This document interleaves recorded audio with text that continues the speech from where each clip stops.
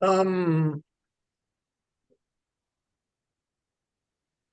en psicoanálisis siempre hablamos, casi siempre hablamos es del fantasma, no de la fantasía. Sin embargo, en algunas traducciones de la obra de Lacan se habla de fantasía. Cuando se trata de Freud, utilizó en alemán el término, no sé cómo se pronuncia, fantasy, y siempre se tradujo como fantasía. Eso tiene distintas acepciones en alemán. Lacan terminó utilizando fantasma, en francés, fantasma, que viene a equivaler no a lo que nosotros llamamos en español fantasma. Uy, se le pareció un fantasma, un aparecido, un muerto, ¿no? Sino viene a ser un poco más lo que en castellano llamamos fantasía. Pero bueno, es para comenzar un poquito allí. En el idioma castellano, la palabra fantasía, en Latinoamérica, recuerden nosotros, pues, bueno, ahorita solamente Berenice, que hoy no puede poner la cámara, este, vive en Latinoamérica. Habemos otros latinoamericanos, pero que ya estamos acostumbrados al lenguaje por estos términos. En Latinoamérica en general utilizamos castellano y español pues como sinónimos. En realidad, pues el castellano es uno de los idiomas o lenguas españolas. También lo son el gallego, el vasco, el catalán y pues hay un par de idiomas menores pues también. Bueno, en castellano, la palabra fantasía es usada para referirse a la imaginación y a la facultad de evocar imágenes, de inventar, de crear o concebir mentalmente cosas. Tiene una gran fantasía, fantasea mucho. La palabra fantasma en castellano es usada para indicar la aparición en forma, con forma de ser real de algo imaginado o de un ser inmaterial, por ejemplo, el alma de un difunto. Eso es el lenguaje común y corriente. Lacan usa el término en francés fantasma tanto para referirse a la palabra castellana fantasía en su uso coloquial como para designar el concepto freudiano de fantasía, así como también para nombrar la noción nueva que él acuñó, que es el fantasma fundamental. Hola, José Carlos. Hola. Hola. Este, Berenice y María, es que tienen quizás una conexión inestable, entonces pierden la señal. Ok, entonces cuando en psicoanálisis lacaniano hablamos de fantasma, estamos refiriéndonos al fantasma fundamental, es la definición o el concepto que acuñó Lacan. Él mismo pues terminó diciendo fantasma, pero siempre se refiere al fantasma fundamental. Lo que esto quiero decir es que tenemos múltiples fantasmas, múltiples fantasías con las cuales nos ubicamos en el mundo. Pero hay una que es fundamental a todas. O sea, eso es lo que Lacan llama el fantasma fundamental, el fantasma fundamental. Y así se tradujo. Entonces, entendamos que es una ubicación fundamental que tiene una componente imaginaria en donde nos colocamos con relación al otro. En los comienzos del psicoanálisis, a Freud, sus pacientes histéricas le relataban escenas en que habían sido abusadas o seducidas sexualmente con todas sus consecuencias traumáticas. Y Freud en un principio se lo creyó todo. Pero en 1897, Freud se desilusiona de sus pacientes porque se da cuenta de que muchos de esos relatos corresponden a escenas fantaseadas por el paciente y no a hechos reales. De este modo tenemos pacientes que realmente han sido abusados y otros que tienen distorsionados por el fantasma sus recuerdos infantiles. Eso es lo que se llama el abandono de la teoría del trauma en Freud. Y en cierta forma ahí es que nace el psicoanálisis, aunque lo fechamos en el 2000 con la publicación de las teorías sobre la sexualidad infantil. En realidad, cuando Freud se da cuenta de que eso es fantaseado, pero eso no quiere decir que sea mentira, sino que es parte de la verdad psíquica, de la realidad mental. eh. Entonces, él se da cuenta de eso y que eso forma parte constitutiva de la realidad del sujeto.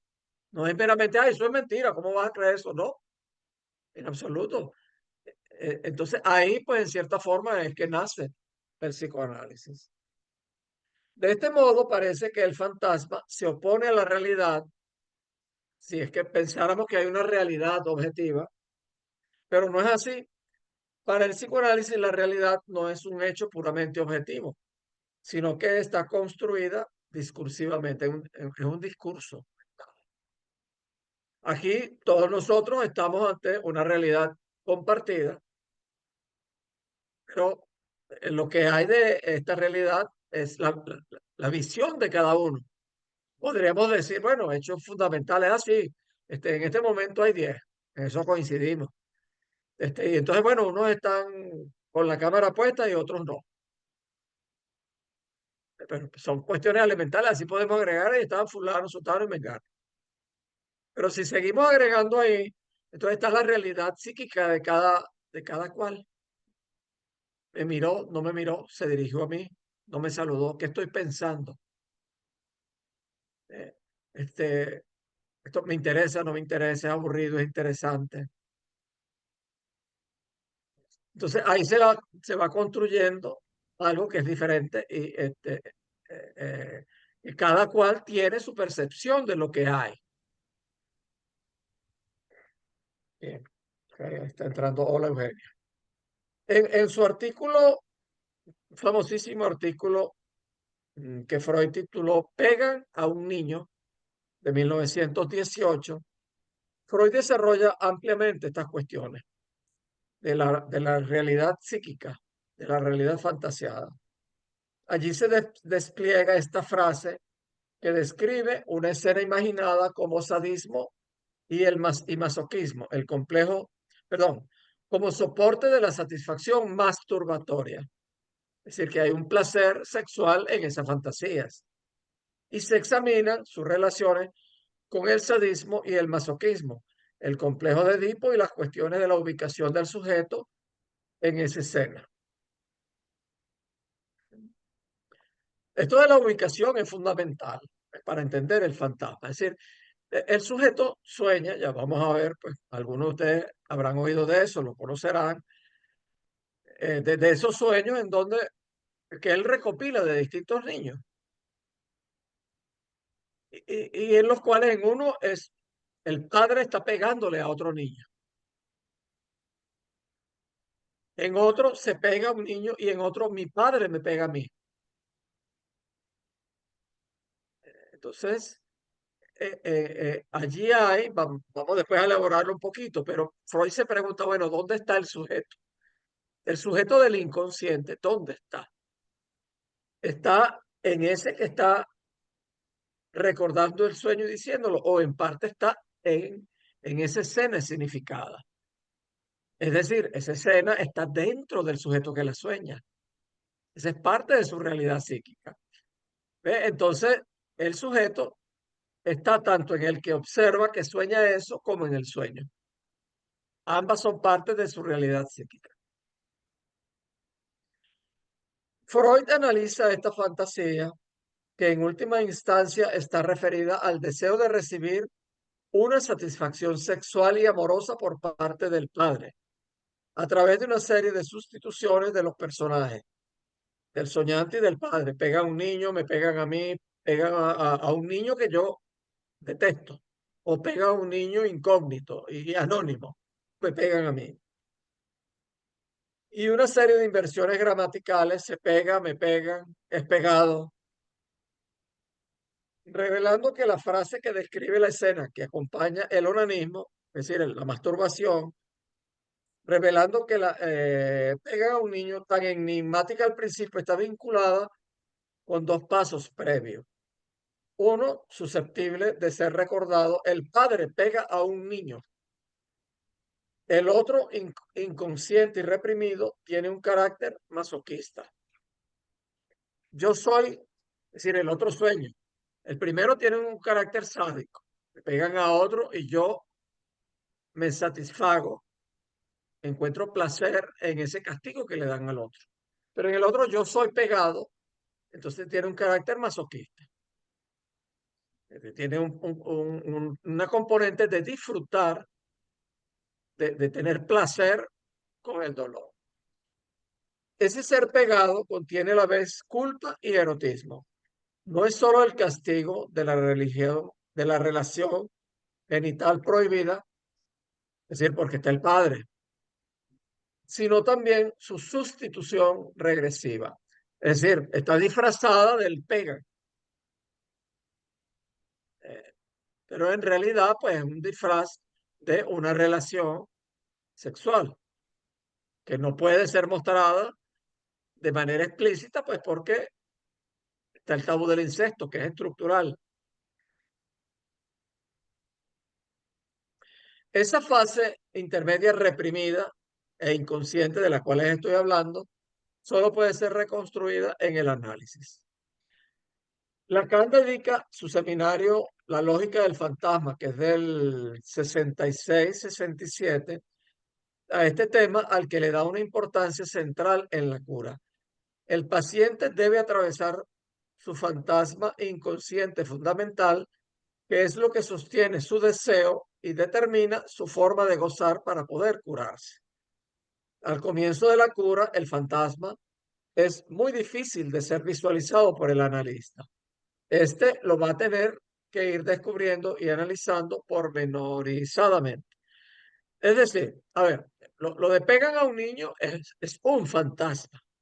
Es, son ejemplos ocurridos en la clínica psicoanalítica de Freud y eso se repite pues en muchísimos pacientes. Es una fantasía, es un fantasma. No, no necesariamente el fantasma fundamental de ese paciente. Hola Carolina y hola Eugenia.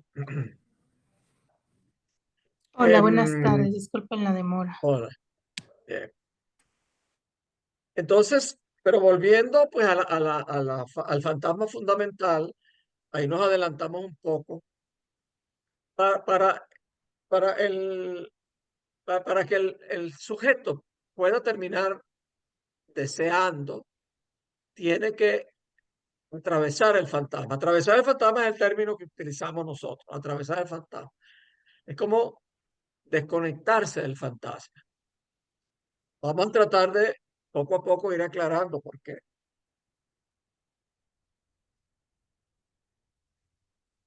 El fantasma para Lacan es una defensa contra la castración.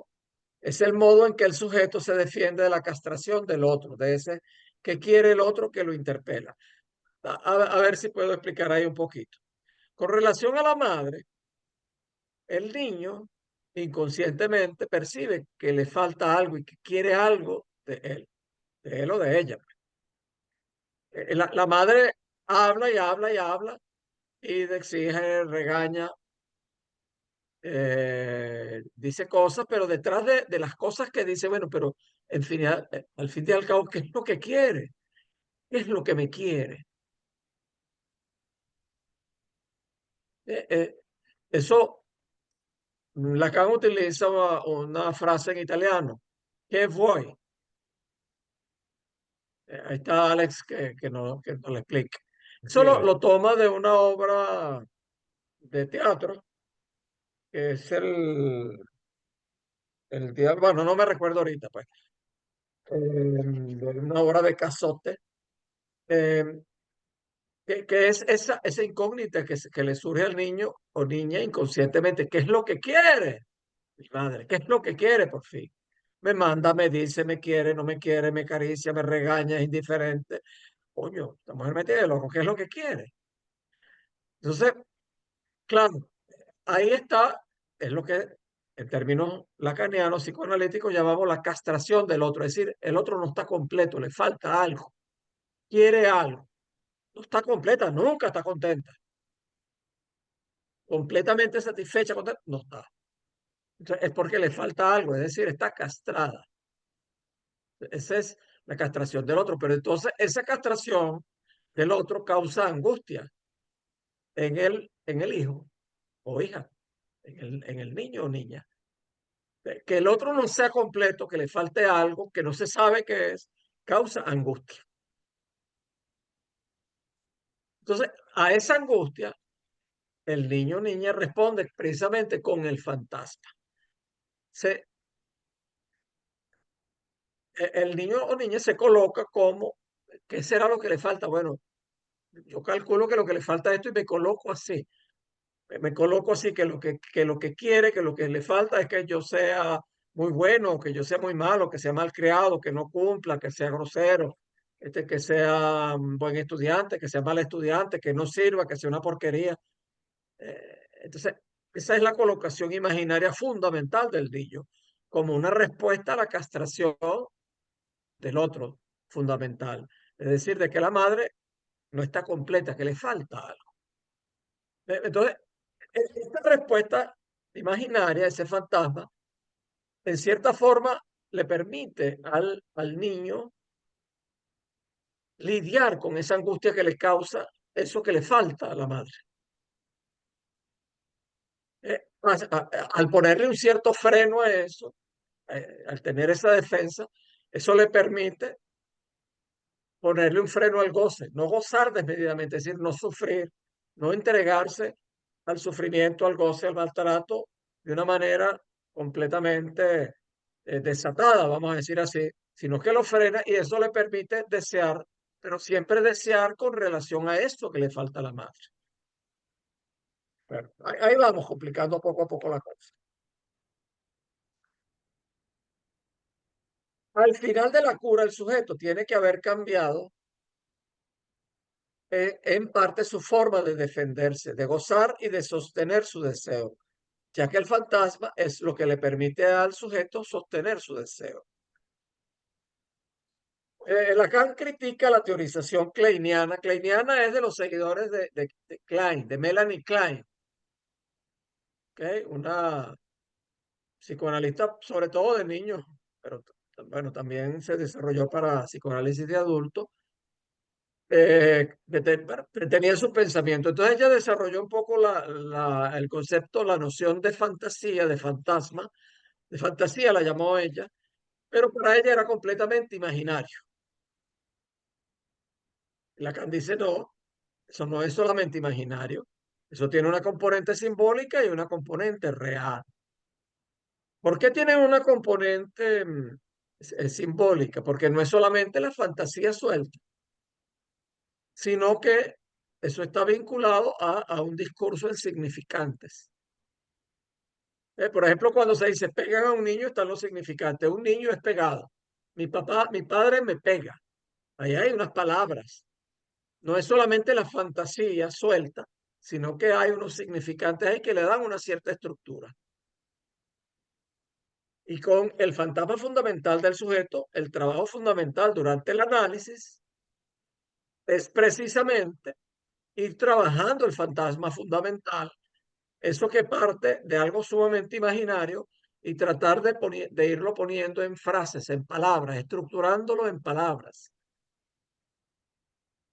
Porque ese estructurar en palabras es lo que permitirá potencialmente algún día atravesar.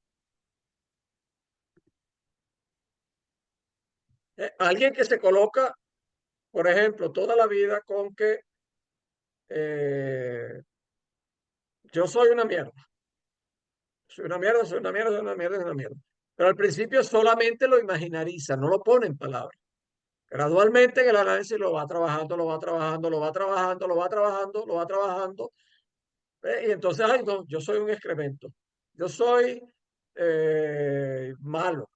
Yo y bueno, le va poniendo palabras a eso hasta que va encapsulando eso y logra llegar a una formulación precisa. Yo soy una mierda o yo soy la mierda. El llegar a esa aproximación precisa en palabras es lo que permite la posibilidad de que se pueda atravesar. Entonces, esa es la componente simbólica.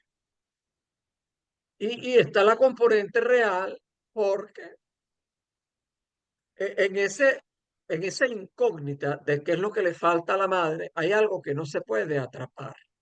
Hay algo que causa angustia, que es inatrapable y que es del orden de lo real. Eso que conmociona, que perturba y que no se puede poner en palabras. Bueno, es esencial para la curación que el paciente atraviese varias veces el fantasma inconsciente fundamental, el que sostiene su deseo, que Lacan terminó colocando como un matema, llamó él. Vamos a introducir aquí brevemente un momentito que voy a compartir pantalla, ya va,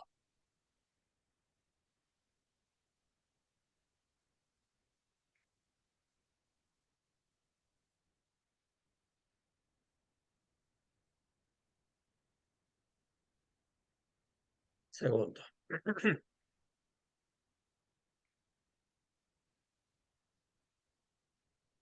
Compartir, compartir, aquí está.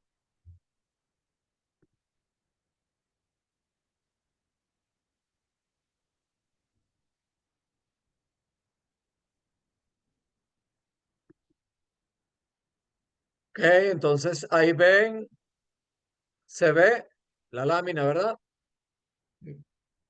Que arriba dice matema del fantasma, ok. Luego aparece esa expresión un poco rara, que parece matemática, y algunos lo llaman matemática, pero eso no es matemática. Pero que se lee el sujeto tachado, o sujeto barrado, o sujeto dividido, los Sánchez, o con relación al objeto A. Ok, primero que todo, ¿qué es lo que quiere decir esto del matema? Lacan buscó por distintas vías como el acercar el psicoanálisis a la ciencia, a hacer una ciencia lo más que se podía. Hay razones estructurales por las cuales es imposible que el psicoanálisis sea una ciencia del orden de las ciencias empíricas. Es otra ciencia adaptado a su objeto de estudio. Pero bueno, una de esas formas que él encontró es el de tratar de usar un lenguaje parecido al de las matemáticas. ¿Por qué? La razón fundamental es porque cuando uno describe algo en palabras, se presta mucho a que uno lo imaginarice y que se entiendan muchas cosas diferentes. Lacan tenía la idea de que al usar símbolos así de este tipo, se podía reducir esa imaginarización y hacer como más riguroso el planteamiento de ciertos elementos fundamentales del psicoanálisis. Entonces, fíjense bien, ¿qué es lo que está allí? El sujeto dividido. Cuando decimos sujeto en psicoanálisis, es el sujeto del inconsciente. Es decir, todos ustedes que me están escuchando y que están pensando a lo mejor otra cosa también, eso que está pensando o lo que me está escuchando es el yo. Eso es consciente. Pero al mismo tiempo tienen dentro de ustedes, todos los que están aquí, tienen un inconsciente, también yo lo tengo. Y en ese inconsciente se puede identificar una especie de sujeto, así como el sujeto gramatical. ¿Cuál es el sujeto de la oración? Em, qué sé yo, Pepito camina por la calle. ¿Cuál es el sujeto, Pepito? El sujeto gramatical. Entonces, en psicoanálisis se van identificando significantes del inconsciente, cosas que salen así de repente. Alguien, de repente me acuerdo uno muy simpático porque es reciente, sentido. Bueno, No importa, pues alguien quiere decir sentido y en vez de sentido dice trentado. Una cosa así, una contracción, un neologismo. Entonces ahí sale un significante del inconsciente. Entonces, así como ese salen otros, diversos significantes del inconsciente. Y se puede entonces deducir que esos significantes tienen un sujeto, que hay un sujeto del inconsciente. Así como hay este sujeto consciente que es el que me está escuchando y está diciendo qué es lo que quiere decir Pedro, esto no se entiende, qué sé yo, qué interesante o qué fastidioso, esto no se comprende, qué difícil, lo que sea, pues cada uno de ustedes, yo también tengo un sujeto del inconsciente. Entonces, pero ese sujeto del inconsciente está dividido por el lenguaje, está dividido entre esa parte que es lingüística, vamos a decir así, y el cuerpo, lo que se experimenta como emociones, como afectos en el cuerpo. Entonces, ese sujeto dividido por el lenguaje, también se puede decir dividido por el goce, entra en relación con el objeto A. El objeto A causa de deseo. ¿Eh? Recuerden que el objeto A, causa de deseo, no es el objeto que se desea, es el objeto que causa deseo. Es más bien algo que está detrás y que causa, que empuja a desear. Entonces, pero eso es parte constitutiva del sujeto. No es que está fuera, está dentro de nosotros. Es una parte constitutiva nuestra. Entonces,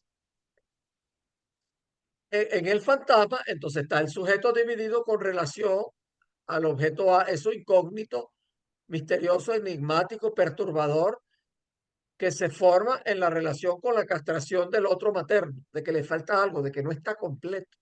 Pero algo de eso se internaliza como un vacío. Y entonces ese rombo en inglés, perdón, en francés, rombo es losange. Y muy a menudo en castellano, en español, en literatura psicoanalítica, entonces se lee sujeto losange, así como está escrito ahí abajo, losange A, rombo A con relación a. Ese con relación a puede significar múltiples cosas. El sujeto no es sin el objeto A no es sin el sujeto, uno está compenetrado dentro del otro. Puede significar muchas cosas, pero lo que sí es que hay una interrelación entre los dos. ¿Okay? Bien, voy a dejar de compartir por ahorita. Bien.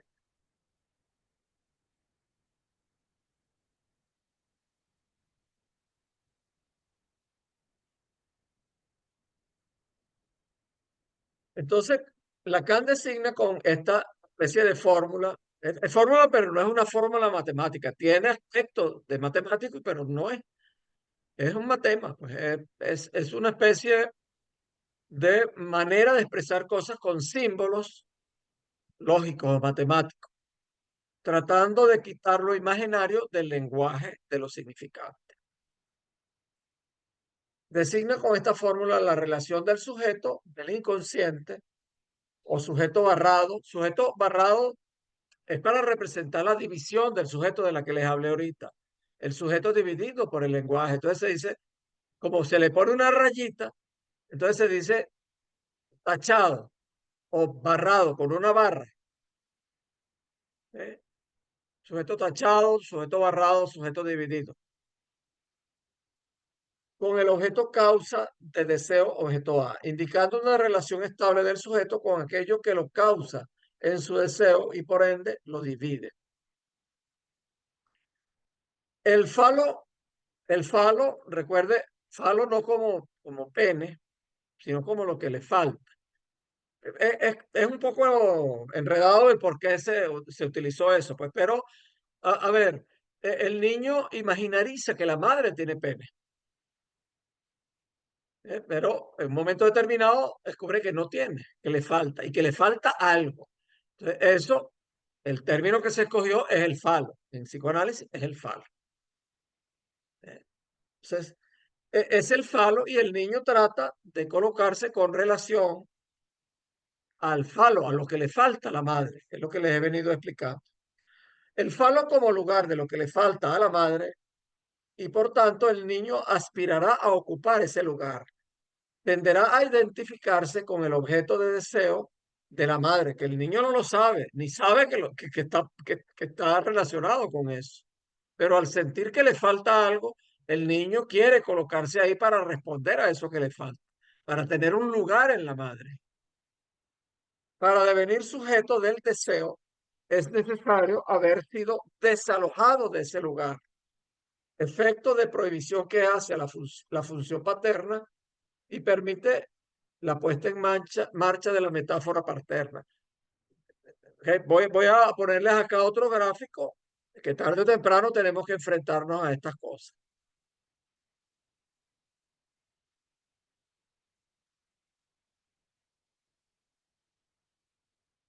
Ok, entonces fíjate, aquí voy a poner otro gráfico.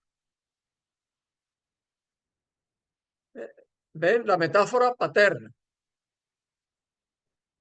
¿Qué es lo que quiere decir eso? Fíjense. Allí arriba está NDP. Es una abreviación de nombre del padre. Después voy a explicar un poquito por qué esos nombres raros. Sobre deseo de la madre, por deseo de la madre sobre un significado para el sujeto. Es igual al nombre del padre y al otro sobre un falo. Deben tratar de desmenuzarles esto, que no es fácil entenderlo. No es que lo van a entender ahorita mágicamente porque yo se los explique, es que hay que enfrentarse a esto una, otra y otra y otra vez para que no termine dándole un significado. Lo que está representado aquí es que para que el niño se despegue del deseo de la madre y él pueda desear por sí mismo, es necesario que algo intervenga entre la madre y él. Eso Lacan lo llamó nombre del padre. Después podemos ver un poco por qué se le ocurrió llamarlo así, porque ha podido encontrar otro nombre más enredado que ese, pero bueno, ese fue que el hombre escogió. ¿Qué es lo que quiere decir? El niño o niña es imprescindible que sienta que la madre desea algo más que a él o ella. Usualmente es desea al hombre, al padre de familia. Usualmente, pues a veces es otra cosa. El padre no está presente, no hay hombre, o es una mujer, o es el trabajo, o es otra cosa, pues. Pero es imprescindible que el niño encuentre que la madre desea otra cosa. Vamos a quedarnos en el caso en que hay padre. eh. Entonces, esa presencia del padre, que por una parte escoge a esa mujer y por la otra le da una representatividad a los niños, le permite al niño inconscientemente sustituir, despegarse del deseo de la madre y ya no colocarse todo al servicio de ese supuesto deseo de la madre. Eso le permite entonces desear otras cosas y permite entonces darle esto que está aquí abajo, que es darle un significado al sujeto, porque antes de eso el sujeto está pegado al deseo de la madre, solamente está para complacer ese deseo según lo imaginariza el niño o niña, por supuesto. ¿Eh? Entonces, el hecho de que intervenga un padre que haga ruido allí y que tanto permita al niño entender que la madre desea otra cosa, además de a él o a ella, y que hay una prohibición del padre de estar pegado a la madre, entonces le permite al niño desear otra cosa. Y eso le permite colocarse como sujeto. bastante enredadita la cosa, pero repito, tarde o temprano uno tiene que entrarle a esto. Eso está colocado allí como que el nombre, que es igual al nombre del padre, eso que nomina, eso que le da una colocación a los niños, que la lo llamó nombre del padre y que usualmente es la intervención paterna, ¿ve? Le roba a la madre y que prohíbe, ¿ve? El demasiado contacto allí. Entonces, eso permite que para el niño aparezca un otro, que es ese A mayúscula que está ahí, A en francés, de otro, de otro, de otro, sobre el falo, que es la falta. Bueno, por hoy los enredos hasta ahí con la metáfora paterna, pero muchas veces, para los que prosigan, pues en estos cursos, pues vamos a tener que llegar allí. Entonces, dejo de compartir. A ver, ¿dónde es que está la cosa? Dejar de compartir aquí. Ok, entonces, el fantasma es el modo en que el gran otro se mantiene presente en la estructura neurótica, en la estructura psíquica, y al mismo tiempo intermediado, sea como relación con la causa del deseo, el objeto causa del deseo, lo que causa el deseo, sea como forma de ofrecerse al goce del otro. Es decir, recuerden lo que hemos hablado del concepto de goce, entendido en este caso como lo que se goza en el cuerpo, lo que se experimenta en el cuerpo. ¿Eh? Pero entonces el sujeto no solo goza porque tiene un cuerpo, sino que también puede ser objeto de goce de otro. ¿Ve? En la realidad o imaginariamente. ¿Ve? Sentirse que es objeto del goce de la madre. Que la madre entonces se dedica a gozar, gozar maltratándolo, queriéndolo, apapuchándolo demasiado, estando todo el tiempo encima de él, fastidiando, molestando, regañando, corrigiendo, besando, besuqueando, abrazando. Se capta que ahí hay ya un goce que está tomando al hijo o hija como objeto de goce. Eso es ser el goce, objeto de goce del otro. Hay sujetos que se colocan, terminan colocando como objeto de goce del otro, y eso es en la estructura psicótica. Pero bueno, no nos vamos por los momentos a ir mucho por allí. Entonces, em, forma de ofrecerse al goce del otro. Ofreciendo el yo como objeto al goce del otro, el neurótico se preserva de confrontarse con un goce más absoluto, por ejemplo, en relación directa con su propio cuerpo. Es por eso que Lacan dice que el fantasma es una defensa frente al goce del otro. Bueno, haciendo una especie de resumen hasta aquí, el fantasma es la respuesta que el sujeto construye al enigma del deseo del otro. Primero. Segundo, el fantasma es el sostén o soporte del deseo. Sin el fantasma, el neurótico no podría desear. Se le permite frenar un poco el goce, desear con relación a lo que le falta a la madre. Tercero, el fantasma es una defensa frente al goce del otro. Es decir, el sentirse objeto del goce de la madre, especialmente eso, repito, que la madre que si me abraza, que si me regaña, que si me rechaza, que si me toca, que si me disminuye, que me levanta, que me besuquea, que me abraza, que me pellizca, se pone rabia, se pone indiferente. Coño, me agarra como goce a mí. Entonces, a eso requiere pues una defensa. Pues. Bueno, cuarto, por ahorita, el fantasma es aquello a través de lo cual somos gozados por el otro. Nosotros terminamos internalizando eso y es parte constitutiva de nosotros ese otro que está dentro nuestro, ese gran otro que internalizamos y que sentimos que goza de nosotros. me regañó, me dijo que no, que es insuficiente. Y entonces eso lo encarnamos en otras personas. Me descalificó. Ay, me vio muy bonito, me vio muy bello, o no me quiere, me fue indiferente. En realidad es que hemos internalizado eso y lo encarnamos en otros.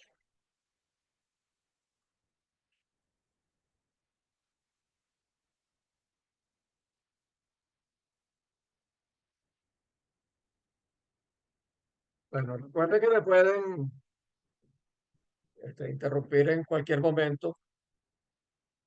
Voy a colocarles aquí otro gráfico para voy a hacer este primer ensayo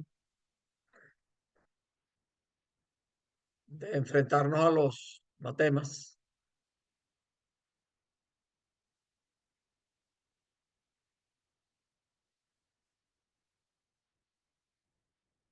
Ok, este es el esquema L. Ajá. A ver, Gabriel tiene una pregunta o comentario. Sí, no sé si me puedes ver ahora, que tengo un poquito de problemas con la cámara. Te quería preguntar varias cosas, porque, bueno, hay muchas cosas del fantasma que no me quedan claro.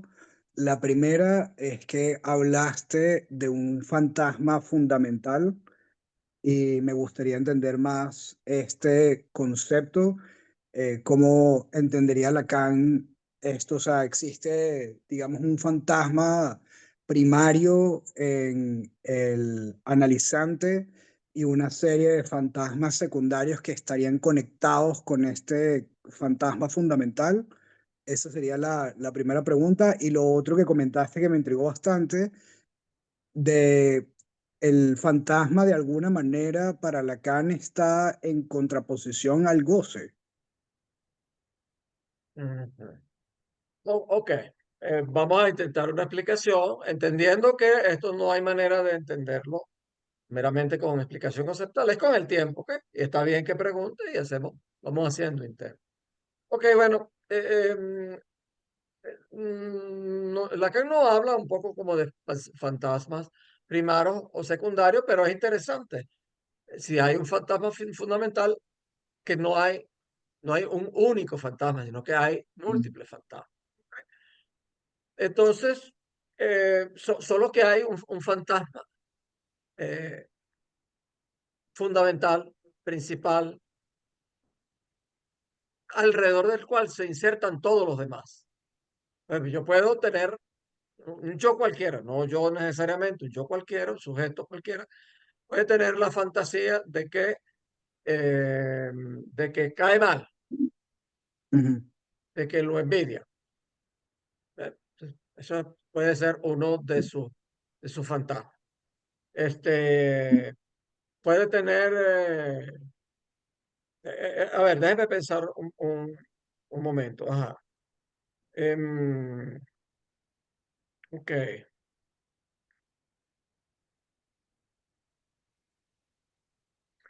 Ajá, voy a tratar de poner a partir de un ejemplo, de un caso real, modificando pues, lo necesario. Un sujeto, varias veces le he comentado algunas viñetas de este caso, eh, que en la relación con los otros, a menudo los otros lo maltratan, lo traicionan, se comportan mal pues con este sujeto. ¿Recuerdan el, el síntoma metáfora que les comenté de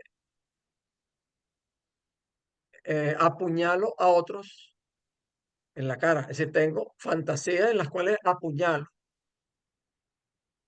a personas conocidas, familiares, amigos, novia, y eso es algo espantoso.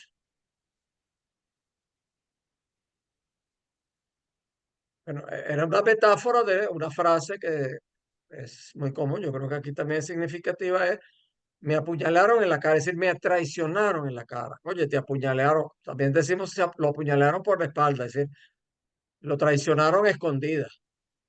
Entonces, ese es un fantasma de él. ¿Eh? y que es muy común.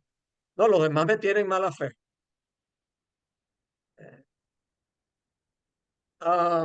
Ese es uno. Otro es, em, a ver, que yo soy un campeón. ¿No? Yo soy un campeón em, en ciertos dominios profesionales. Yo soy un campeón. Soy único y me envidio. Ahí tenemos dos fantasmas, dos fantasías que el sujeto tiene. El sujeto tiene constantemente y con las cuales se ubica en la vida, pero ninguna de esas dos, ni otras más que tiene, son su fantasma fundamental. Su fantasma fundamental es en yo soy insuficiente. No puedo explicar por qué, pues porque ya entraría pues en detalles clínicos confidenciales. Pero todo se ordena en el hecho de que soy insuficiente. Pero eso es fantasioso completamente, pues. Pero se ubica así. ¿Pero por qué? Eso nace de la relación infantil con la pareja parental, pues, a partir de la cual se siente que fue insuficiente. Y entonces así se va colocando en toda la vida, todo insuficiente, pero es un hombre que lucha, una persona que lucha extraordinariamente y que tiene logros excepcionales, pero se siente insuficiente en el plano, en diversos planos íntimos, se siente así. Entonces, ese es su fantasma fundamental. Los otros son también parte del fantasma, del bosque fantasmático. Son otros fantasmas, pero no es lo fundamental. Todos esos otros se pueden derivar de este. Me apuñalan. Ah, bueno, me apuñalan porque soy insuficiente, entonces son unos traidores por eso, entonces no soy suficiente. O me envidia, porque yo logro muchas cosas, pero en el fondo yo mismo siento que no es suficiente lo que logro. ¿Por qué? Porque soy insuficiente. Es decir, todo se ordena con base a eso. ¿Ok? Bueno, entonces, mm, eso no es que se opone el goce, sino que permite regular el goce. Es decir, de esa manera, pues claro que tiene pues un goce a través de la vida, sufrimiento, apañado allí. Es decir, tiene un goce que siempre está allí con él, pero al mismo tiempo le permite limitarlo, lo tiene circunscrito. No es que goce entonces desaforadamente y de todas las cosas, no, goza, es decir, se siente maltratado, sufre de una manera recurrente por eso, por sentirse insuficiente, pero entonces puede gozar así, puede regularlo, entonces no es que goza por otra y otra y otra y otra, no, de una manera desaforada, sin límites y de toda cosa, no, logra gozar de algo, es una defensa, paradójicamente es una defensa. Y también posibilita el que él pueda desear. Porque si él tuviera un goce desaforado, ese goce pues lo abarcaría, lo inundaría todo y no dejaría lugar para el deseo.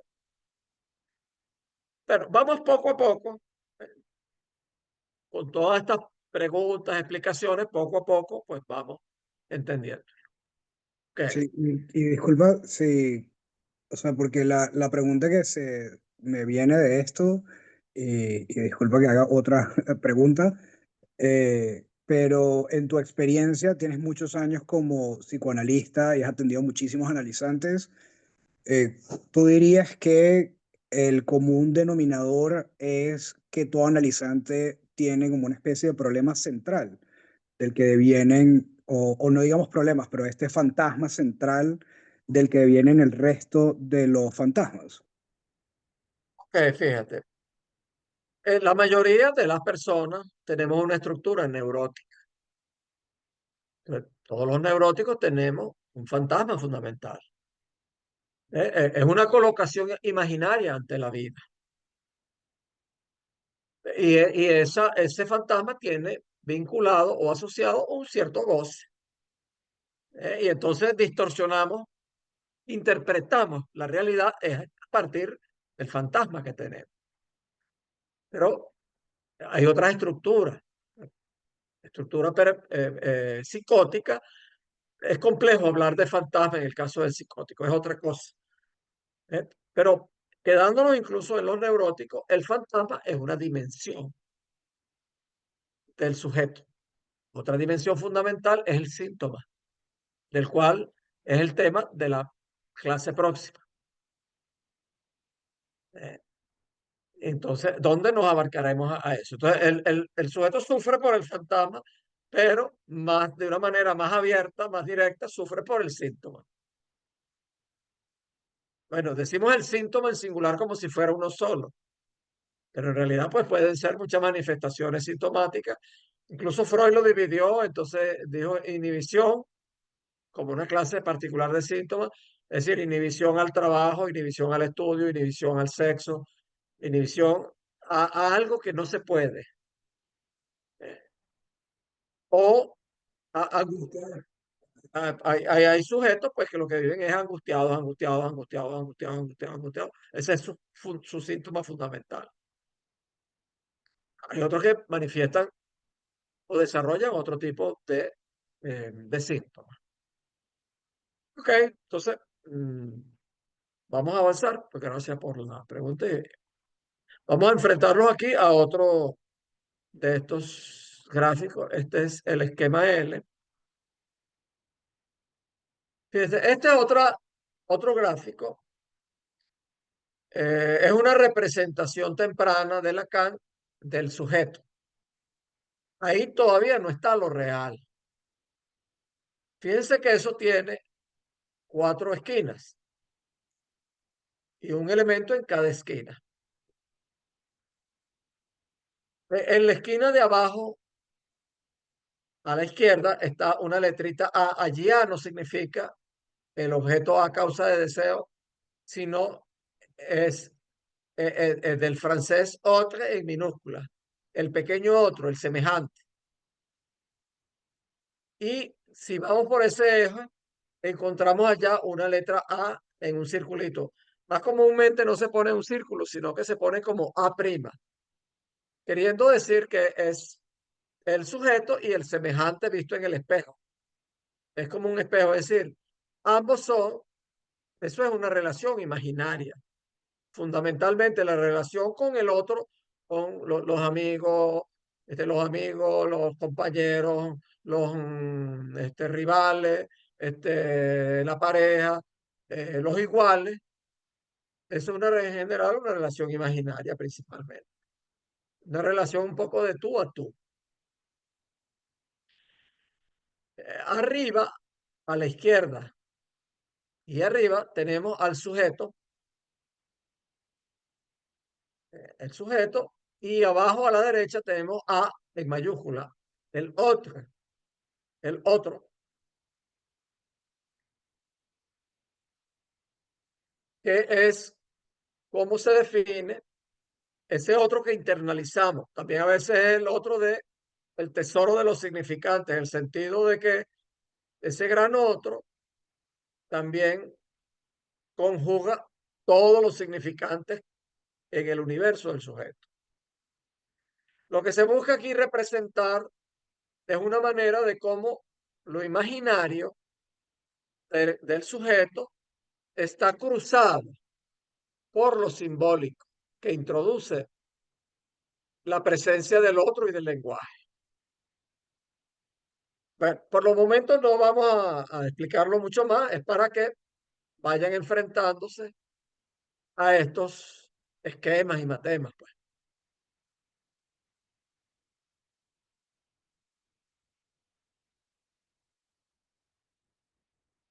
Ok.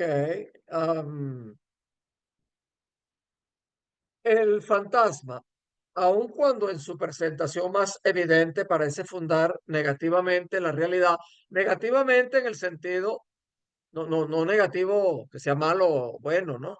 Negativo positivo, no, como malo o bueno, sino negativo en el sentido de que quita ciertas cosas de la realidad, de que niega ciertas cosas de la realidad y las ves a través del fantasma.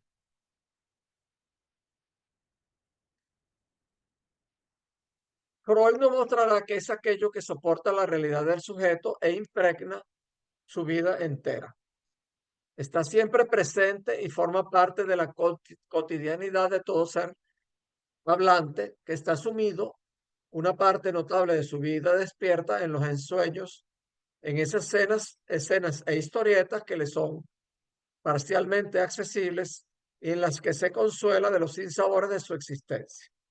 Déjeme un segundito ver para...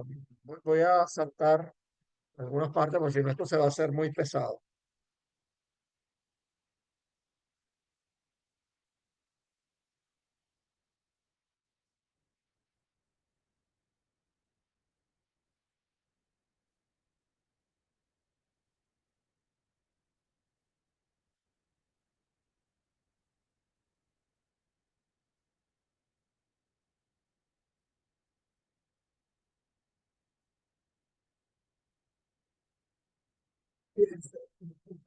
Si volvemos ahora al texto de Freud, te pega a un niño, encontramos otra manera en que el cuerpo queda implicado en el fantasma.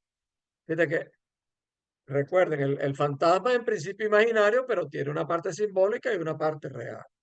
Si la primera teoría infantil es la de que la madre posee el falo, es decir, que tiene pene, después se descubre que no tiene, entonces le queda una falta.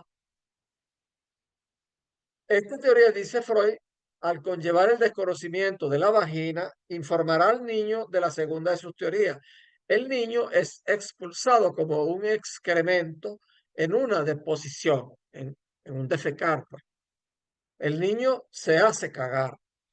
Tenemos pues en el fantasma la identificación con el objeto parcial, con el objeto pulsional recortado por la demanda del otro y asimismo la identificación con el falo, la aspiración a ser el falo de la madre.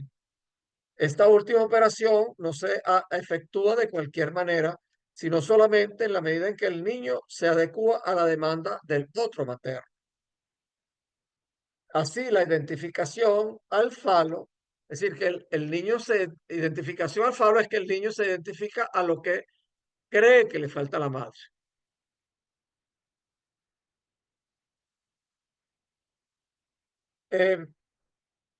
Eh, Pasa por la vía de las pulsiones y por eso comer, hacerse comer, cagar, hacerse cagar, pegar, hacerse pegar. Son paradójicamente los únicos medios de realización de ese mito del cuerpo total falo perfecto de la madre. Podríamos formularlos de otra manera.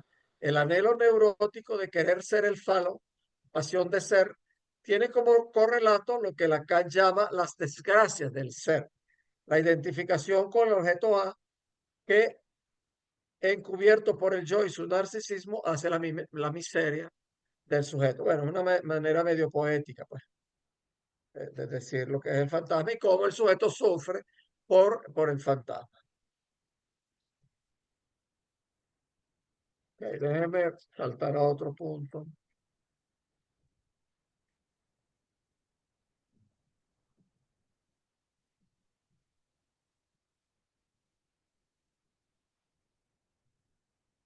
Fíjense, vamos a algo, a retroceder y a volver a un inicio básico del fantasma. El psicoanálisis no se sitúa bajo la separación del modernismo entre sujeto y objeto.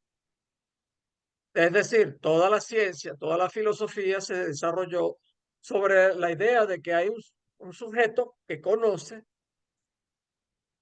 y el objeto de su saber, de su conocimiento. Es la separación de Descartes, entre el yo pensante y la materia, y el res cogitans, que es la materia pensante, y el res extensa, que es lo físico, lo corporal. Y toda la ciencia se desarrolla bajo la idea de que el objeto de estudio es independiente del sujeto que conoce. Entonces, de hecho, pues la psicología, que en principio es un intento de aplicar el método científico al ser humano, pues parte de esa premisa de que el objeto de estudio, en este caso, el propio ser humano, es independiente de el que lo estudia. Eh, Entonces, bueno, no se puede llegar muy lejos. Hay cosas porque, que ha logrado un poco la psicología conductista, cognitivo-conductista y todo esto. Pues me perdonan, pues que aquí varios han pasado pues por ese camino, pero es asumiendo eso, que el sujeto es independiente, que el objeto es independiente del sujeto. En psicoanálisis no es así. El objeto es parte del sujeto. El analista tiene que estar consciente de que pasa a formar parte de la psique del sujeto analizante para poder realmente trabajar. El fantasma es entonces un modo de concebir al objeto, al sujeto y a la relación entre ellos. Un sujeto y un objeto que se relacionan de modo ambiguo. Por eso el losange, el rombo, es el símbolo lógico que los liga.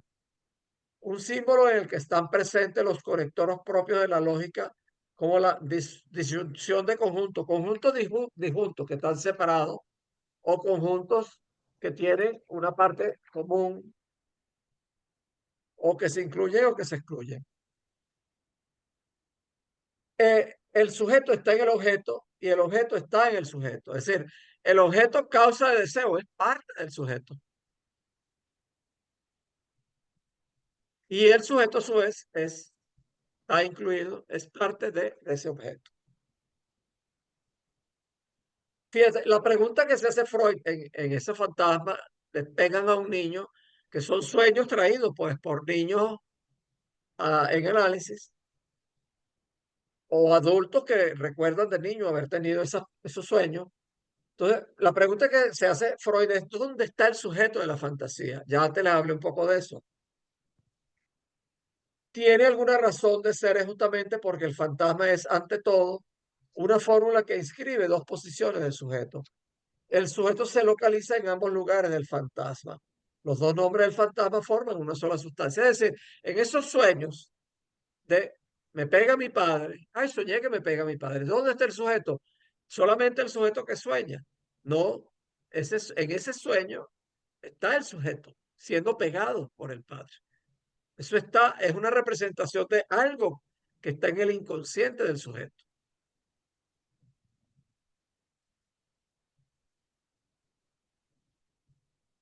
Bueno, mire, yo prefiero dejarlo hasta acá porque en realidad se vuelve muy denso el extendernos demasiado y mejor doy paso a preguntas, otras preguntas o comentarios que puedan tener al respecto.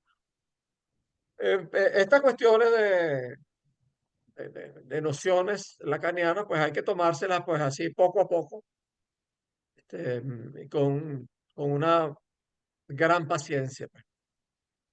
Y gradualmente que se van entendiendo y encontrándole pues un sentido, pues. ¿Ok? Algo más, Eugenia, que ha estado calladita y en anónimo.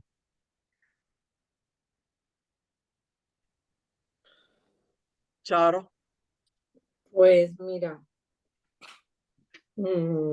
eres muy didáctico, me parece muy complejo. Una cosa como que has dicho o te he entendido que el fantasma fundamental no es solo fantasma fundamental, o sea que hay algo de generalización en el fantasma fundamental que al final varias como fantasmas significan soy insuficiente, como si ese fantasma fuese muy, muy común a gente, ¿no? A neuróticos. Y además lo conecto con lo que has dicho de mi mamá, ¿qué quiere mi mamá? yo no soy suficiente para mi mamá. Entonces eso es como un poco genérico. Entonces no habría un fantasma fundamental diferente mío del tuyo, del otro, sino como que un poco todos los neuróticos tendríamos ese fantasma, esa parte de fantasma, o eso no es fantasma fundamental, es otra cosa. Ok, no, cuando yo mencionaba eso era de un caso concreto, era de alguien que es así. Hay otros casos en que se da pero no es que sea un fantasma general. Mi Pero fantasma lo no es parece, ese, el tuyo probablemente no es ese, el de María Luisa, el de Paul. Ya. Cada uno tiene su fantasma fundamental y su montón de fantasmas vinculados a ese. Entonces, pero eso, es que ese parece como más fundamental o más común. ¿No te pero parece? Bueno, es posible, fíjate bien, que muchos hijos se sientan que nunca son suficientes para la madre, pero no necesariamente ese es su fantasma fundamental. ok. Eso es otra cosa. Ujú. Puede ser que para alguien su fantasma fundamental es ser insuficiente, soy insuficiente. Pero, a ver, fíjate, te doy otro ejemplo. Este, un, un- a ver, un, un chico que se coloca, a ver, cuyos padres se dedican muchísimo a él,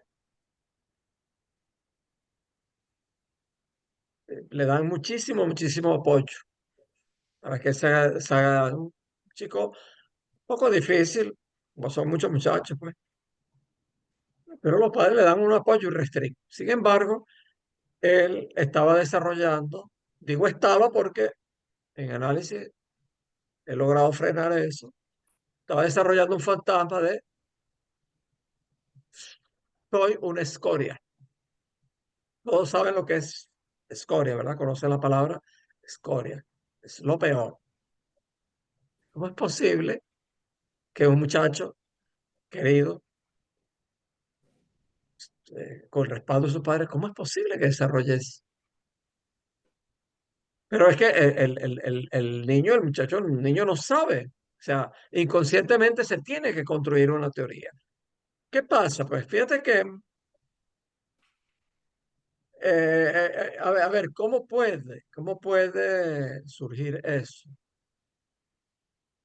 Si yo te digo, supongamos, ¿no? Eh, supongamos que yo soy tu padre, vamos a suponer, Charito. Tú eres una niña y yo soy tu padre. Entonces, y yo soy tu madre, pues entonces te doy todo, pero entonces, oye, pero ¿cómo es posible que tú tienes todo y no hagas nada? Pero tienes todo.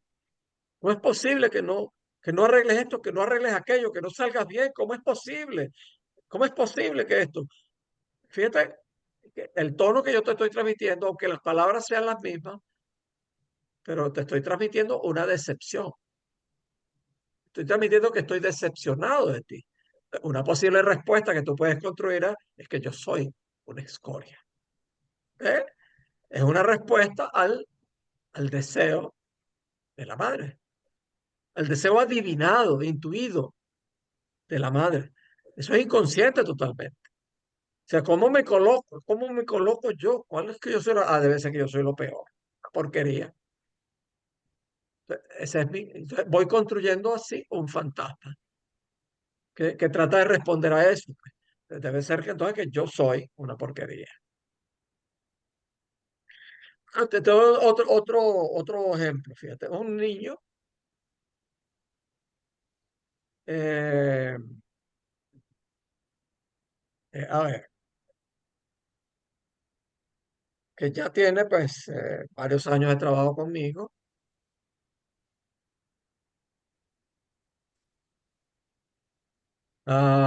Se colocaba como demasiado consentido.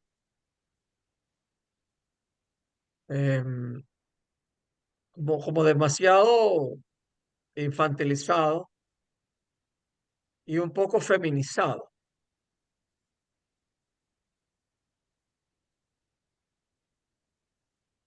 Bueno, ahí es relativamente simple.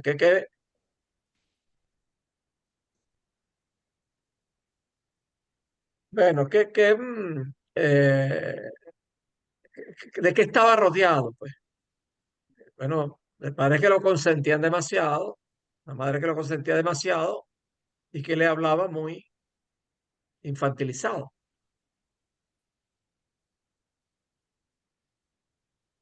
Entonces, el niño interpretaba que la manera de encontrar un lugar en su madre era siendo así infantilizado y un poco afeminado, y un poco desprotegido, débil.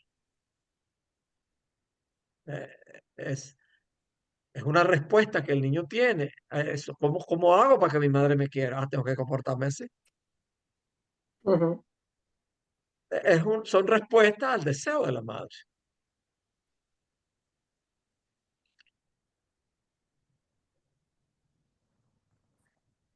Fíjate, te doy otro ejemplo puntual, porque me vino ahorita a la mente, ¿no? De un niño. Van a creer que yo veo muy pocos niños. No me gusta porque me agotan demasiado, pues, pero bueno, he visto unos cuantos, ¿no? Yo no veo tampoco veo casos de autismo graves ni psicosis graves. No, eso no me apasiona. A mí me apasionan los normales, entre comillas. Es decir, Neuróticos. los que nos damos de normales. Eso son los que a mí me apasiona. Pero bueno, yo recuerdo mucho un niño que le pegaba a sus compañeras y que había muchos reclamos del colegio de eso. Recuerdo que una vez el padre lo lleva y le dice, bueno, mira, se volvieron a quejar del colegio que tú le pegaste a otro niño. ¿Cómo es eso? Que no, padre, no sé qué. Bueno, ese era el momento en que lo estaba dejando en el consultorio. Entonces, bueno, dice, en apariencia lo está regañando, ¿eh? Pero entonces agarra el niño y le da un abrazo y le da un beso y se despide. ¿Qué le está diciendo? Estoy orgulloso de ti que le pegues a otro. Mm. ¿Eh? Este, bueno, fue algo que se me vino, aunque es algo muy puntual, pero pues que refleja pues cómo el niño responde pues a lo que intuye, que es lo que quieren de él los padres. Ok, Gracias. gracias a ti por la pregunta. Eugenia, A ver, de acuerdo a lo que nos explicaste, el fantasma como que tendría varias características y varias funciones, dos o tres. O sea, viene de mi intuición de saber qué quiere el otro de mí, pero al mismo tiempo es como una defensa para el goce del otro. O sea, estaría como entre yo y el otro. Ahí estaría el fantasma porque es algo que, digamos, que lo invento, que lo elaboro y que lo puedo simbolizar con palabras en el psicoanálisis, ¿no? Entonces me construyo un fantasma para no ser quizá devorado por el otro, en lo que intuyo que el otro quiere de mí, pero al mismo tiempo como que me defiendo del otro, ¿no? Entonces es así como complejo, me sirve para acercarme al otro, para hacer el goce del otro, pero también me defiendo del otro. ajá, pero Y tú lo eso has me dicho muy bien, permite, te eso has me permite explicado muy crecer. bien, has explicado perfectamente la función fundamental del fantasma. Ajá, pero sigue siendo algo simbólico, algo que yo construyo. Ok, Entonces, ¿qué pasa con ese fantasma, no? O sea, Bueno, fíjate, recuerda que simbólico para nosotros significa en el psicoanálisis lacaniano algo no necesariamente lo que quiere decir en el lenguaje ordinario. Ajá, sí, Es decir, que el fantasma tiene componentes imaginarias, simbólica y real.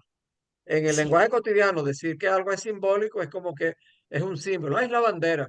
Yo vi la bandera y me emocioné porque es el símbolo de mi país. Entonces, en ese sentido, pero sí, es que es algo que me construyo para acercarme al otro materno fundamental, o al que hace las veces del otro materno. Pero resulta que con eso voy a través de la vida. Recuerda que todo otro con el que yo me encuentre lo voy a colocar en los modelos de la imago paterna y imago materna, de las imagos que me construí, de los modelos que me construí cuando niño.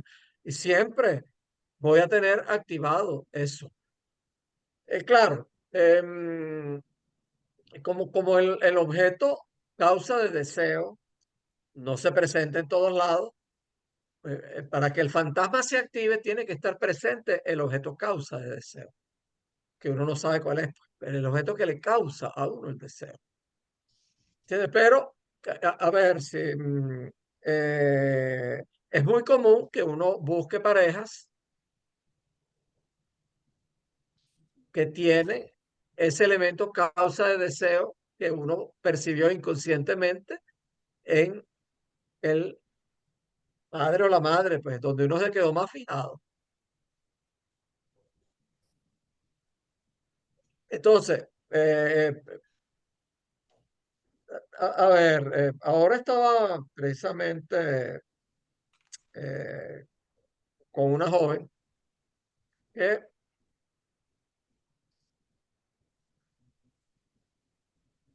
tiene dos relaciones de pareja consecutivas, pero ninguna de las dos le interesa mucho y las termina. Entonces se pregunta de por qué las termina, que en realidad que sí, que le fastidian y que en realidad no quiere, pues, y que le insisten y no quiere, no quiere, no quiere, no quiere. Pero que en cambio recuerda una relación de hace años en que un, un hombre medio interesó en ella, pero no llegaron a tener nada. Y ella lo sentía como a alguien inaccesible. De ese sí se siente enamorada. Pero al indagar más, es que precisamente ese hombre guardaba una característica fundamental parecida al padre. Ese ser inaccesible, enigmático. Eh, Eso es inconsciente, pues no lo lleva por la vida. Entonces, ¿qué? Ella se consigue con estos otros hombres que no les despierta, puede tener una relación, se puede acostar con ellos, pueden tener un amor, pero ni le va ni le viene, pues. Entonces, pero entonces se presenta el otro, se le activa el objeto y ahí tiene que instalar el fantasma, porque no hay manera de no instalarlo. ¿Eh? Claro, no es solamente con las relaciones de pareja, pues a veces el, el, el, el objeto causa de deseo se hace presente encarnado en otros, pues, compañeros de trabajo, un jefe, un alumno, o sea, de muchísimas maneras, pues. Y recuerda lo que hablábamos hace rato, que no hay solamente el fantasma fundamental, hay otra serie de fantasmas, de fantasías que conforman la realidad psíquica y que tienen una componente imaginaria, pero tienen una componente simbólica, es decir, de lenguaje ordenado y que tienen un real. Y bueno, así andamos por la vida con ese pocotón de fantasía. Eso constituye nuestra realidad psíquica. Y con eso regulamos el deseo y el goce.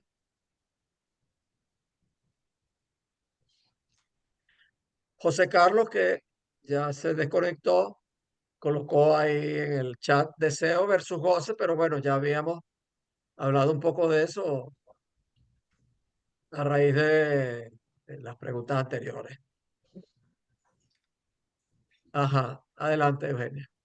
Y atravesar el fantasma en psicoanálisis es entender de dónde me viene, cómo lo he construido y quedar libre de ese fantasma, porque entonces entiendo que el fantasma se genera en la relación con papá y mamá, el fantasma fundamental. Atravesar el fantasma sería que ya no va a haber otro fantasma, que ya entendí eso, ya lo comprendí, y entonces ya no hay fantasma. Bueno, fíjate, no se trata tanto de una operación intelectual de entender. Uh Yo -huh. le puedo explicar a cualquier paciente, analizante, mira, tu fantasma es este y es este y este. Eso no le va a hacer atravesar el fantasma para nada. Es más, se puede poner bravo y se puede ir.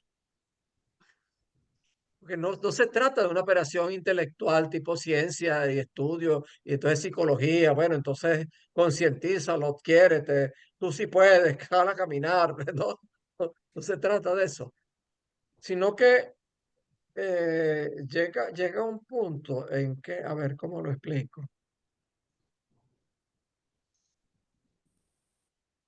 Es más o menos, déjame poner el ejemplo de eso, pues alguien cuyo fantasma fundamental es creerse que es una mierda, que es la mierda, que es el excremento, y que ha ido toda la vida así mortificándose por eso, luchando contra eso, con grandes logros profesionales, pero con ese padecimiento de sentir que es una mierda y comportarse como una mierda con los demás y consigo mismo.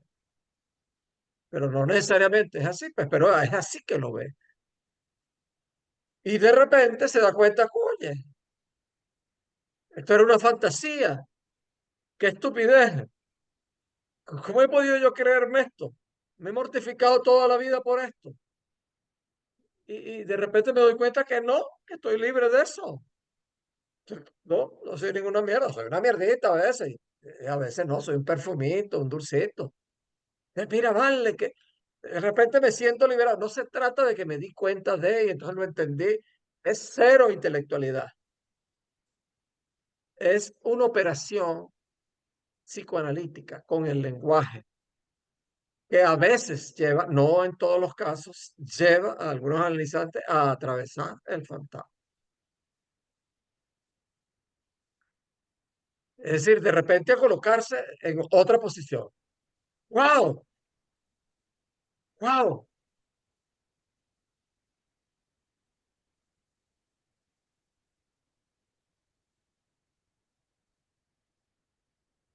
Estoy tratando de hacer, de encontrar un caso para ilustrarlo.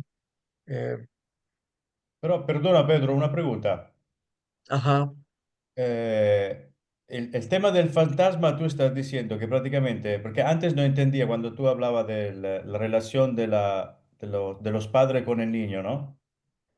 Eh, que yo lo entendía como el complejo de Edipo, ¿no? está allí. Ajá, Y que, como dice mi psicoanalista, todos salimos machacados del complejo de Edipo, más o menos. No hay manera ajá. de salir bien. Y los Ujú. fantasmas, cada uno, obviamente, como no puede salir bien del complejo de Edipo, cada uno tiene su fantasma.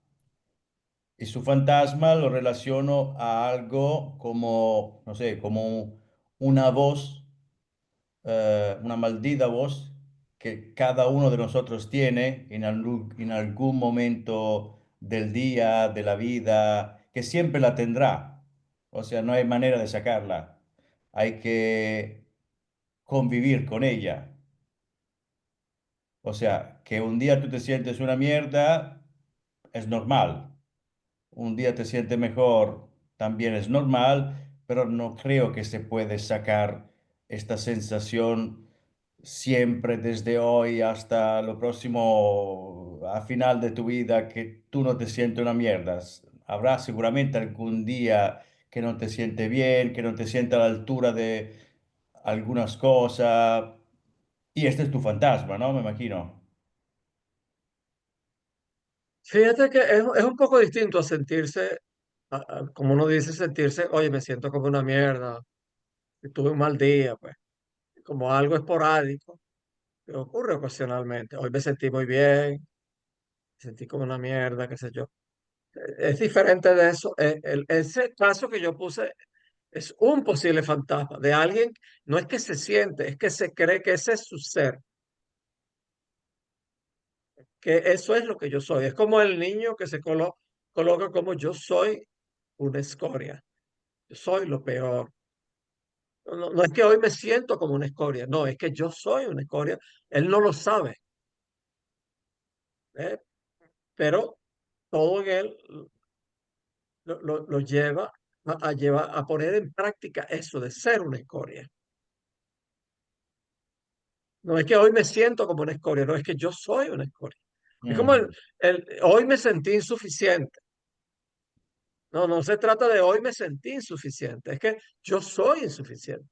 ujú, ujú, No es una voz que me dice, no, es algo que está detrás de todo y es como yo me coloco en el mundo, me coloco como una escoria, me coloco como insuficiente, me coloco como lo mejor, me coloco como el que todos adoran, me coloco como, es, es, es, es como me coloco en el mundo, ujú. como Y me esto es concibo a mí mismo fantasma. y como concibo a los otros. Y esto es uno de los fantasmas. Ese, el que estoy hablando es el fantasma fundamental. Es como yo me coloco en el mundo, es otra definición del fantasma fundamental. Ujú, Es decir, cómo me coloco yo a mí mismo y con relación a los demás, en general, de una manera totalmente inconsciente. En el análisis, eso se puede hacer consciente y se puede sobre todo trabajar y elaborar e irlo poniendo en palabras, en palabras cada vez más precisas, mejor estructuradas, y es lo que puede posibilitar que un día se atraviese el fantasma, es decir, que uno de repente se coloque fuera del fantasma, que entonces tenga otra colocación en el mundo. Ese fantasma fundamental que me faltó decirle, Eugenia, si se atraviesa, no es que se desaparece y más nunca y ya no ocurrió, no, él queda allí, solo que queda, vamos a decirlo así, debilitado, ya no tiene la misma fuerza y puede dar lugar a otras colocaciones con relación a los demás. Es decir, el que se siente insuficiente, pues ya no padecerá tanto de eso, pues ya no será ese dolor espantoso que le ocurre y que es la única manera de él colocarse, ¿no? Ahora tendrá otras, ya no padecerá tanto por eso, sabrá que él no es infinito, que le falta algo como todo el mundo, pues, pero lo podrá aceptar, porque hoy en día es que no lo puede aceptar, por ujú. eso se siente insuficiente, porque no lo puede aceptar. Bueno, Yo como quería, digo, vamos a ir poco a poco lidiando con estos conceptos. Paul, sí, ahorita que estamos hablando tanto del fantasma, se me hace como, o sea, yo siento que es muy difícil poder explicarlo y poder darle como, no sé, intentar explicar lo que es atravesar el fantasma, eh, sobre todo porque eh, uno piensa que uno lo puede entender, pero es una construcción que se va haciendo en el análisis. O sea, más bien yo siento que uno no, uno llega y simplemente es. Uno viene, uno puede llegar al análisis y simplemente uno es lo que es, uno habla lo que habla, dice lo que dice, se queja de lo que se queja, se ve como se ve, pero no hay forma de separar todo lo que uno está sintiendo, resintiendo y poder aislarlo, pues, de alguna manera. Entonces, es por eso que yo siento que se puede explicar el fantasma de una manera teórica del psicoanálisis, pero es muy distinto al menos poder percibirlo ya en la experiencia analítica, o sea, cuando uno está pasando por un análisis. O sea, yo siento que se puede entender en la parte teórica, pero es muy distinto cuando se experimenta en un análisis en la carne propia, pues. Es por eso que es difícil poder como entenderlo y poder darle como cierto cuerpo a eso. Pero fíjense, esto que dice Paul precisamente explica por qué Freud y todo el psicoanálisis establece que para llegar a ser analista es imprescindible analizarse.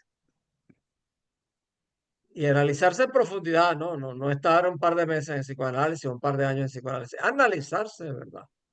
Porque estas cosas, claro, no puede hablar de ellas, pero realmente para entenderlas, entenderlas con el cuerpo, con la carne, porque esto no es de entenderlo conceptualmente, es de entenderlo con el cuerpo. Hay que vivirlo, hay que experimentarlo. Entonces, repito, por eso es que Freud exige una de la pata fundamental del trípode de la formación freudiana es el propio análisis del analista en formación. Ok, José Carlos había escrito Deseo versus Goce. Nos hemos referido a eso un par de veces. No sé si estás ahí, si estás escuchando, José Carlos. Hemos hecho un par de comentarios con relación al deseo y al goce. Bueno, Otra a cosa, ver, si puedo. ajá, Charo. ¿Se puede hacer un análisis sin haber atravesado, o sea, el fantasma? ¿Puede haber análisis sin haber llegado a atravesar el fantasma? A ver, si te entiendo bien la pregunta. Quizá la pregunta es, tú me corriges si la entendí bien. ¿Es posible que alguien haga análisis y no atraviese el fantasma? Ujú, Sí, con seguridad, ujú. con seguridad, con seguridad, pues. Y no es, eh, no solo atravesar el fantasma, sino otros componentes de lo que llamamos el final conclusivo de un análisis. Se puede tener muchos años de análisis y puede haber alivio sintomático, es decir, un alivio terapéutico, que se alivien muchos síntomas, que se pacifiquen, que uno viva, oye, como mejor, qué sé yo, y sin embargo no llegar a atravesar el fantasma. Porque hay algo que no, el atravesamiento del fantasma no es algo que dependa de la voluntad, ni de la intencionalidad, ni de la inteligencia. Hay algo insondable que hace falta algún brinco ahí que no es del dominio y que no depende tampoco del buen hacer del analista. Se requiere un buen analista, pero el que haya un buen analista no requiere, no implica, no garantiza que se va a atravesar el fantasma. Se requiere un buen analizante, es decir, que tenga perseverancia, constancia, que ponga en juego la regla fundamental del análisis, que es el asociar, y que sea eso, perseverante, y puede no darse, puede no darse. Les hago una referencia, eh, a ver, una referencia un poco personal, pues, sí, trae muchos detalles. Pues. Yo estuve pues muchos años en análisis, todo analista, analista de verdad, todos muchos años en análisis, así que eso no es novedad. Em, y ya en los últimos, lo que fue, a la final resultaron últimos años, sentía que había estado mucho tiempo, que sí, que se habían pacificado, aliviado muchas cosas, pero como que faltaba algo, ¿ve? Y había en particular un síntoma que no se desmontaba, no se desmontaba. Yo era algo, o sea, que no me podía como aceptar a mí mismo. Eso, que ese síntoma se siguiera dando. Y yo hice algo poco, no sé cómo llamarlo, un poco loco, que fue propiciar las condiciones para que ese síntoma se diera. Es decir, yo sabía más o menos cuáles eran las condiciones, lo que activaba, lo que disparaba ese síntoma. Y es un síntoma insoportable. El síntoma nuclear de uno es insoportable, es terrible. Bueno, yo lo activaba y eso lo hice y eso me estaba enloqueciendo. ¡pum! Y de repente eso propició un cambio, una transformación. ¿Qué es lo que quiero significar eso? Pero es una condición. Yo no le aconsejo a nadie que haga eso, pues. Pero lo que quiero decir es que, a ver, ¿por qué? Eh, hay como una cierta afinidad al goce en mí, cierto goce. A ver, en psicoanálisis nosotros hablamos del horror de saber. Eh, es, es que en general el analizante no quiere saber. El analizante quiere aliviarse más o menos, pero no quiere saber del origen real de, de sus síntomas, de su fantasma, porque en ese origen hay un horror. Eso horroriza. Es el horror a saber. Eso hace pues que muchos analizantes se vayan o lleguen hasta cierto punto y no avanzan de ahí, porque hay horror a saber. En mi caso había una afinidad con el horror.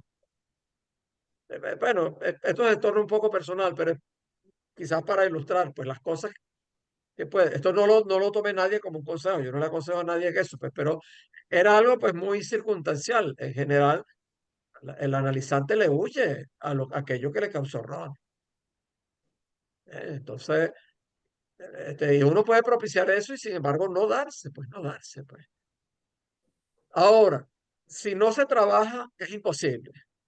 Si se trabaja, si se pasa bien al lenguaje, a lo simbólico, si se trabaja una y otra vez, puede ser que ¡pam! Se pase al otro lado, se pase. Puede ser que se pase, pero no hay una garantía de que se haga. Ujú. Yo puedo ser, También, pues, qué sé yo, pues, ¿qué pasa? Que también hay analistas que propician el que el analizante no atraviese y no llegue al final, pues, para que siga estando ahí pagando y pagando y lo tiene como un servidor. Y además, pues, como muchos están en foros, en la institución donde uno está, pues entonces ahí tiene un seguidor, pues seguro, lo cual es completamente falta de ética, es algo vil, pero eso ocurre de todo en la viña del Señor.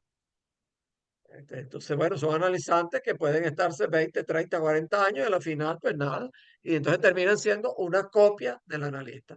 Es decir, son análisis que terminan por identificación al analista. yo tenía una pregunta, si se A puede ver, todavía. O sí, sí, sea, claro.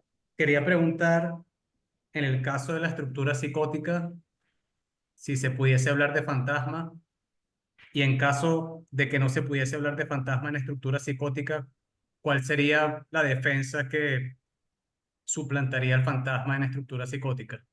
Y la relación que tiene el psicótico con el goce en relación Pues a ahí eso. me estás haciendo una pregunta de posgrado y de postdoctorado. Pero puede Bueno, ser breve, pero me interesa saber lo que puede sí, sí, decir. sí. Bueno, no, sí se habla del fantasma en el caso de psicótico, pero hay que entender que es otra cosa. Eh, que la relación del psicótico con el inconsciente es más, es complejo decir si hay un inconsciente o, em, es complejo, pues a veces se habla del inconsciente a cielo abierto, del psicótico. Em, Usualmente el psicótico pues tiene un goce del que no se puede despegar, está colocado exclusivamente como objeto del fantasma de la madre y no se puede separar de allí. Pero bueno, sí se puede hablar. Ahora, la defensa del psicótico en general pues son más frágiles, son sus síntomas, pues. Los síntomas que desarrolla el neurótico son muy frágiles. Las defensas que tiene son muy frágiles. Hay un caso em, de una mujer pues, de 50 y tantos años que sufrió unos maltratos malvados de parte del padre en presencia de la madre.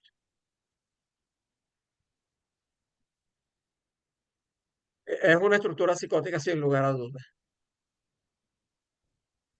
Eh, Su defensa es muy frágil ante la vida, ante el goce, es muy frágil. Entonces, eso hace que el psicótico, sobre todo la psicosis no estabilizada, entonces se desencadene, desarrollen síntomas como de escuchar voces, de tener alucinaciones, delirar, construirse unas construcciones completamente alejadas de la realidad, que ya aquello no es un fantasma, pues es un delirio, pues. Pero el delirio, pues, es un intento de curación. Entonces, pongo este caso para ilustrarlo porque es más fácil ilustrarlo que generalizar. Entonces, ¿qué es lo que yo he hecho allí? Pues yo ahí no busco interpretar mucho, pues, porque la interpretación puede desencadenar. Entonces, esta persona lo que he hecho es acompañarla a construir un delirio, una metáfora delirante, es el término que nosotros utilizamos. Es decir, a construir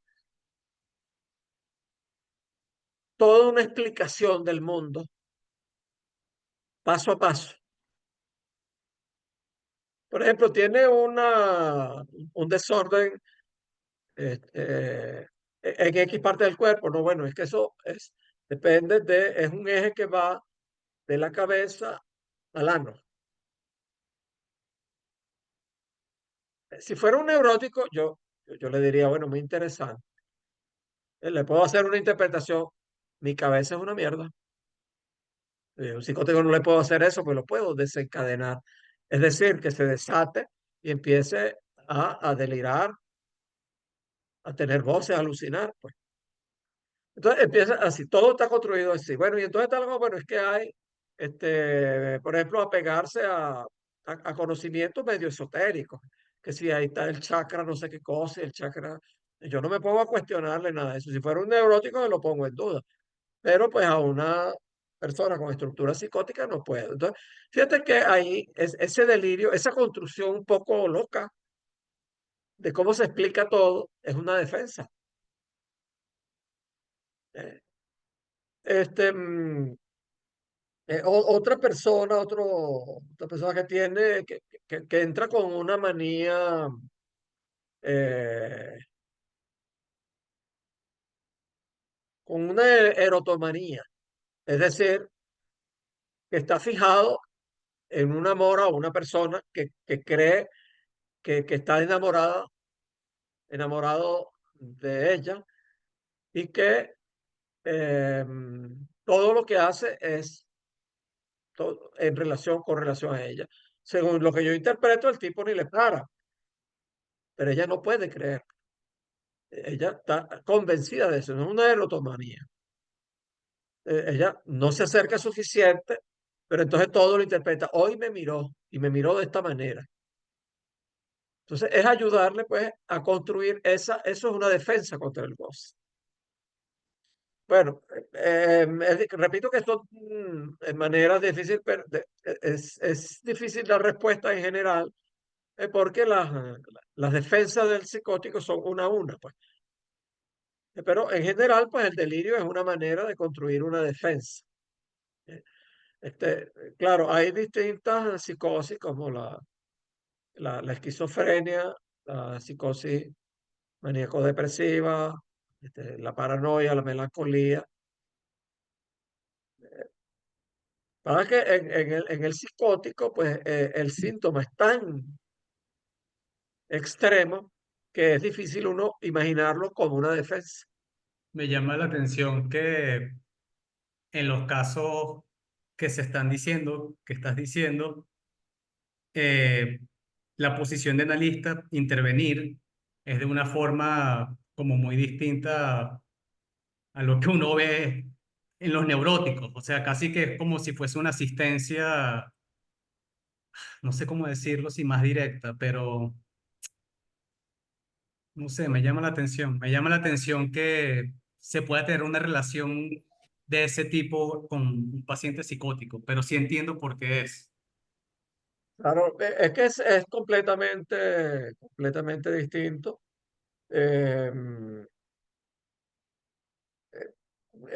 con el psicótico, pues el rol del psicoanalista es diferente, es un poco como de secretario, de acompañante, de testigo. Pero, por ejemplo, el amor de transferencia, uno dice que amor de transferencia en el psicótico es otra cosa, porque en el psicótico no hay ese gran otro.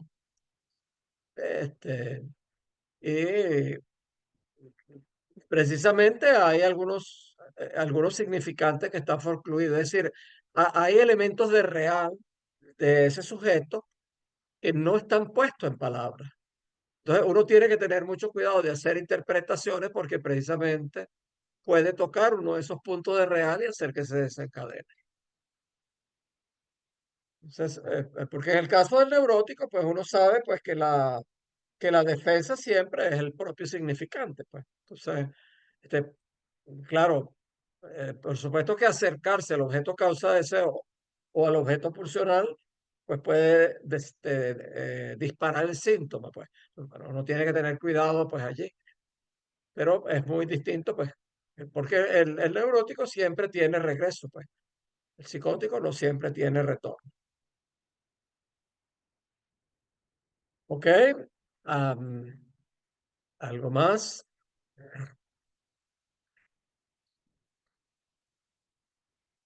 Bueno, si les parece, entonces vamos a dejarlo entonces hasta ese punto.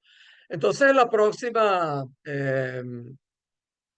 Paul va a comenzar con unos 10 minutos sobre el goce, comentamos un poco eso y luego entonces vamos al tema del síntoma. Bueno, muy bien, entonces hasta la próxima, pues. ¿Eh? Bien, chao, pues. Luego. Gracias.